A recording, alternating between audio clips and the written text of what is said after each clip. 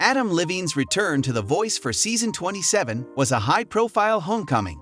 Nevertheless, his strategic decisions were not as successful as those of his colleagues coaches Michael Bublé, John Legend, and Kelsey Ballerini, who all took more measured methods. Although Levine had the experience to dominate the competition as an original coach with 3 previous victories, he was unable to accomplish so because he placed an excessive amount of emphasis on personal relationship. His team lacked diversity, and he made mistakes in crucial rounds.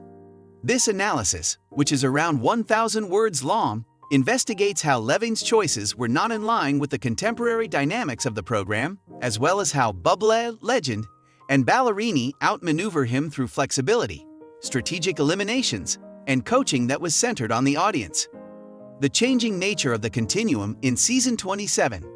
A shift in viewer preferences occurred during the 27th season of The Voice, with viewers showing a preference for emotional honesty, gender variety, and interesting backstories exhibited by the contestants. Levine, who is well known for mentoring pop and rock artists such as Tisan Chin and Jordan Smith, was confronted with a fresh challenge when he had to compete against the charisma of Bublé, the vocal expertise of Legend, and the country pop wisdom of Ballerini. Each of the coaches brought a unique approach to the table. Bublé combined jazz-infused inventiveness with popular appeal.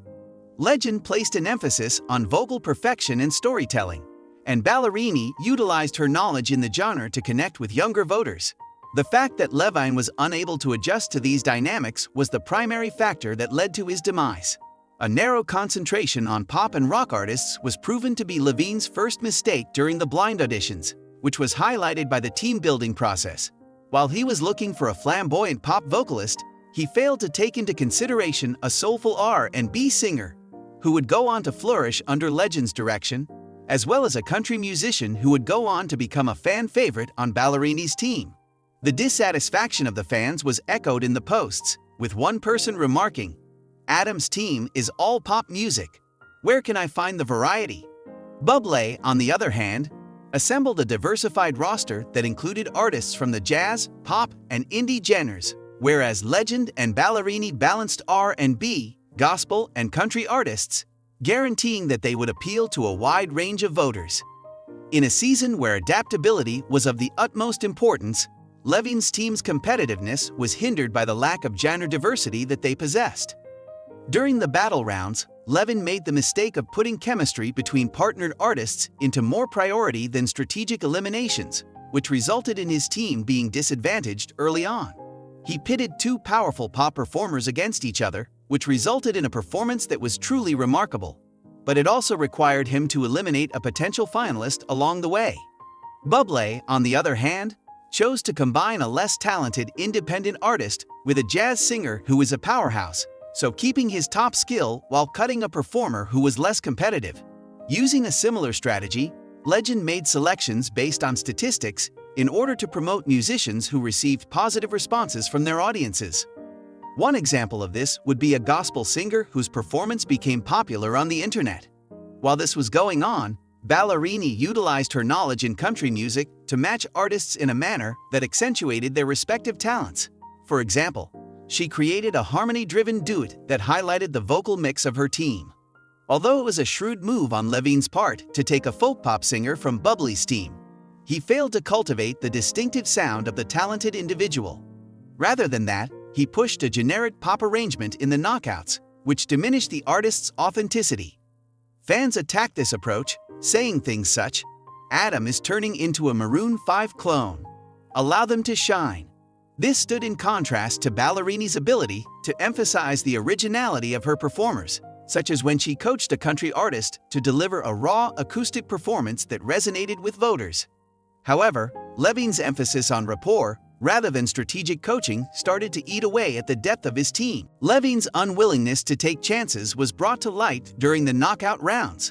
While there were alternatives for saves and steals, each coach chose one performer from a trio to move forward in the competition.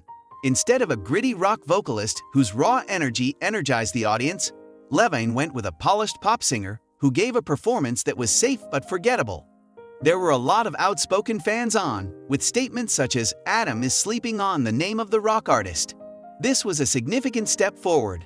Bublé, on the other hand, made daring song selections by combining a performer from the pop genre with a reinterpreted cover of a song by Radiohead.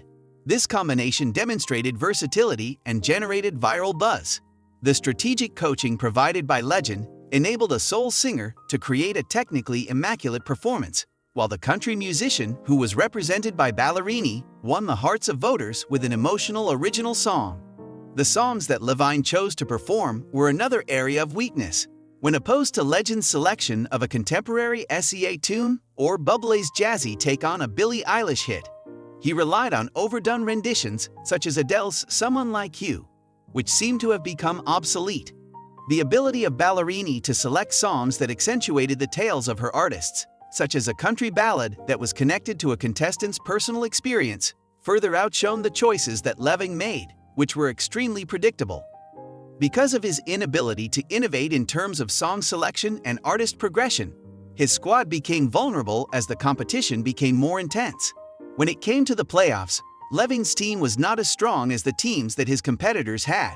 In order to pick 3 musicians for the live shows, he had to choose among the remaining 5 artists. It was a grave mistake on his part to promote a pop-rock artist who had a dedicated fan base, but whose vocals were inconsistent, rather than a gospel singer who was performing at a high level. Fans tweeted, "Adams lost it." Singer's name was Final Material. In response to the gospel singer's performance, which had become a trending topic recently. By making this selection, Levine demonstrated his preference for performers with whom he had a personal connection, as opposed to those who had the most widespread appeal or the most powerful vocals. The coaching of Levine was equally unsuccessful. As a result of his emphasis on stage charisma, but lack of vocal polish, a pop artist gave a performance that was pitchy, which resulted in criticism expressed on the internet. The polished performances that Bublé produced were the result of his hands-on approach, which included vocal warm-ups that were customized for each artist.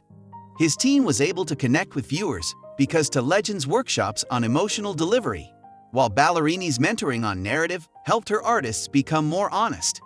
Because Levine had a lighter touch, his staff was not adequately prepared for the live shows, which were characterized by a high level of precision and emotional impact.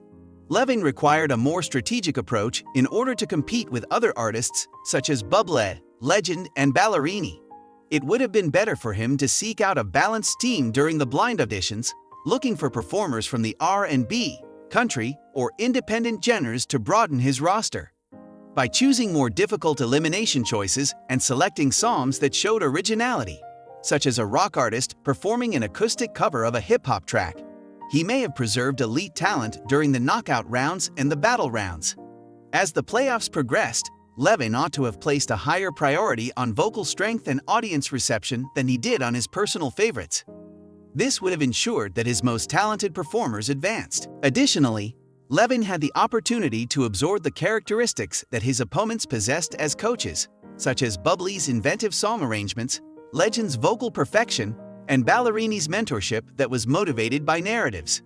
Levine might have taken decisions that were guided by statistics if he had conducted a trend analysis to determine how fans responded, much like Legend did. By making these modifications, his club would have been able to position itself as a versatile and voter-friendly powerhouse. During the 27th season of The Voice, Adam Levine made a number of strategic errors that stopped him from outperforming Michael Bublé, John Legend, and Kelsea Ballerini.